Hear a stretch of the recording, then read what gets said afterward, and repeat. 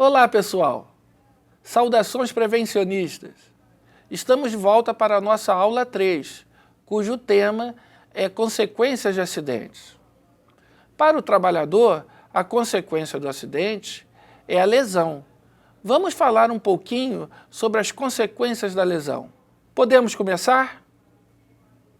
As consequências dos acidentes podem ser divididas em dois grandes grupos, né? Lesões imediatas e lesões mediatas. Consequência de acidente para o trabalhador são as lesões, mas elas podem ser imediatas ou elas podem ser mediatas. As lesões imediatas, como o nome já diz, acontece imediatamente após ou algum tempo após o evento, né, ou acidente, que é nada mais, nada menos que o acidente típico. Eu estou andando, tropeço, caio, quebro a perna. Consequência, né, fratura, a minha lesão, né, uma lesão imediata. No caso das lesões imediatas, não são os acidentes típicos. No caso das lesões imediatas, são as doenças profissionais ou do trabalho, as doenças ocupacionais, que geram também, que levam também a uma lesão. Mas essa lesão não é imediata. Eu fico um tempo trabalhando, né, sobre a exposição de alto grau de NPS, nível de pressão sonora, sem a proteção adequada, eu passo a adquirir uma perda auditiva. Isso é uma lesão imediata, foi com o decorrer do tempo que isso ocorreu. Essa perda auditiva, essa doença do trabalho, com o ambiente laboral, né? Eu digo ambiente laboral, é um termo comum para nós prevencionistas. Eu digo prevencionistas porque vocês aqui, estudando como técnicos de segurança, vocês já são técnicos de segurança. Só que técnicos em formação, portanto, colegas de trabalho. Então, é importante que vocês já se familiarizem com o termo. Então, ambiente laboral, labor-trabalho, ambiente laboral, ambiente de trabalho. Então, esse ambiente de trabalho agressivo causou uma perda auditiva. E isso não ocorre imediatamente, isso ocorre ao decorrer do tempo. Então, eu tenho uma lesão imediata. Então, acidentes típicos, lesão imediata. Doenças ocupacionais, sendo elas do trabalho ou profissional, são as lesões mediatas. Outras definições importantes sobre lesão são natureza da lesão, localização da lesão e fonte da lesão. A natureza da lesão, muitas pessoas pensam que é a origem da lesão, o que ocasionou a lesão. E na realidade não é isso. Natureza da lesão é o tipo de lesão. As mais comuns quais são? Contusão, entorse, luxação, fratura, ferimento, queimadura. São as naturezas da lesão. Fonte da lesão não. Primeiro, localização da lesão.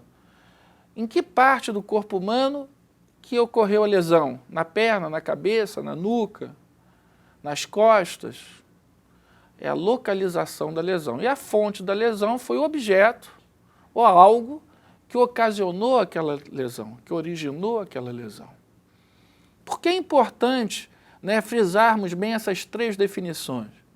Porque muitas vezes o acidente não tem testemunha.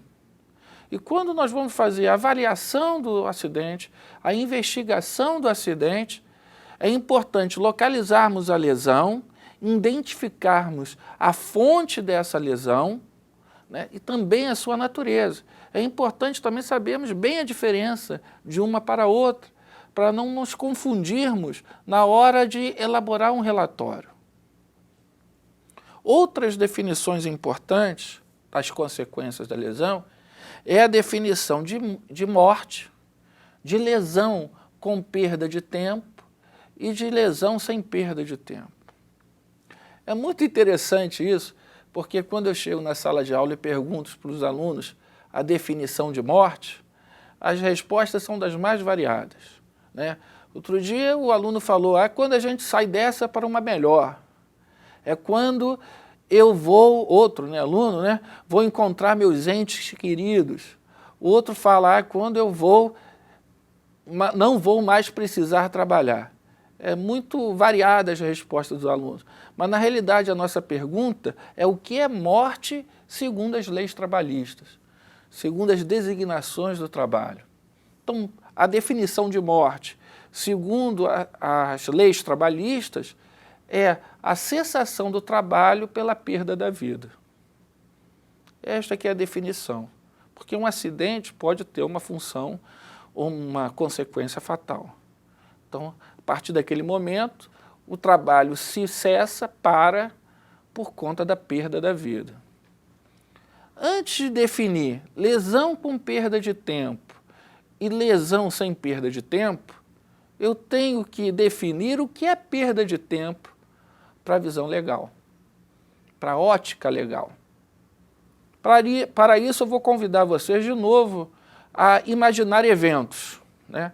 Vamos imaginar 2 eventos para tentar explicar essa situação. Vamos ver um trabalho, né, numa indústria. Em determinado momento, um trabalhador machuca o dedo.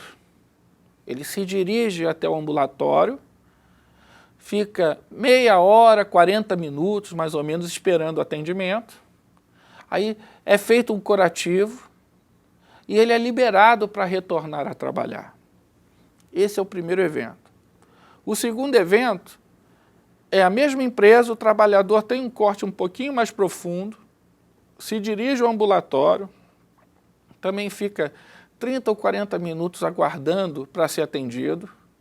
O enfermeiro faz o curativo, faz o atendimento e ele retorne no dia seguinte para o trabalho.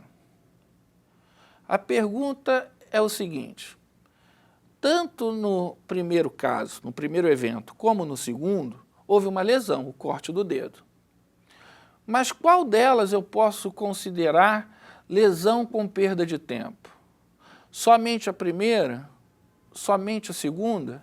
Os 2 eventos? Ou nenhum deles? O que vocês acham? Pois é, na realidade, a resposta é nenhuma delas. É uma lesão com perda de tempo. Por que isso?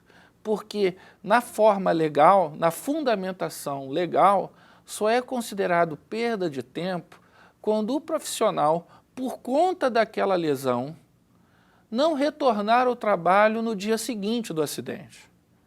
Então, eu só considero lesão com perda de tempo quando o trabalhador é impedido de retornar no primeiro dia útil após o acidente por conta daquele acidente. Então, vejamos, nem o evento 1, quando ele retornou no mesmo dia ao trabalho, e nem no evento 2, quando o trabalhador retornou no dia seguinte, são considerados lesões com perda de tempo. Porque perda de tempo, na visão legal, é quando o trabalhador não retorna no primeiro dia útil após o trabalho, né? Ou melhor dizendo, após o acidente, por conta do acidente. Bom, então vamos definir, já sabemos o que é perda de tempo para a visão legal, vamos definir então o que é uma lesão com perda de tempo e uma lesão sem perda de tempo. Concluindo, lesão com perda de tempo é aquela em que o trabalhador lesionado não pode voltar ao trabalho por conta deste acidente que o lesionou no primeiro dia útil após o acidente. E lesão sem perda de tempo é quando ele não teve afastamento, ele pode retornar a trabalhar no mesmo dia ou no dia seguinte ao acidente. Agora nós vamos falar sobre as incapacidades.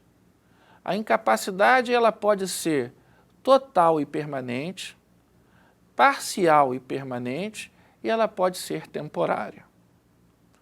A incapacidade total permanente é aquela que leva o trabalhador a se aposentar por invalidez. É uma lesão que gerou uma incapacidade permanente, ou seja, ele não pode ficar bom daquela lesão. Ele não vai se livrar daquela incapacidade. Nunca mais. Por isso que permanente. E ela é total porque não só reduz a sua capacidade laboral, não só reduz a sua capacidade de trabalho, ela elimina total capacidade para o trabalho. Já a incapacidade parcial permanente é, por exemplo, eu perdi um braço, por exemplo. Eu não, né? Vamos deixar isso de lado. O trabalhador, alguém perdeu um braço, né? Ele não está totalmente impedido de trabalhar, mas está com a sua capacidade laboral, sua capacidade de trabalho reduzida. Então, isso é uma incapacidade parcial permanente, porque eu não vou ter como ter o meu braço de volta, né?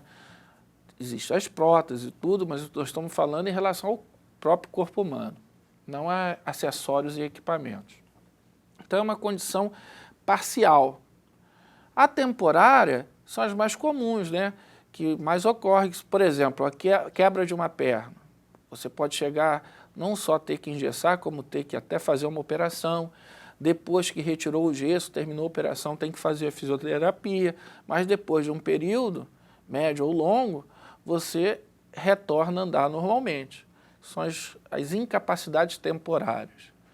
Então, repare, as definições, né, principais de consequência de acidente. Nós falamos sobre natureza da lesão, sobre localização da lesão, sobre fonte da lesão, sobre morte, sobre lesão com perda de tempo, lesão sem perda de tempo. E falamos agora, por fim, das incapacidades.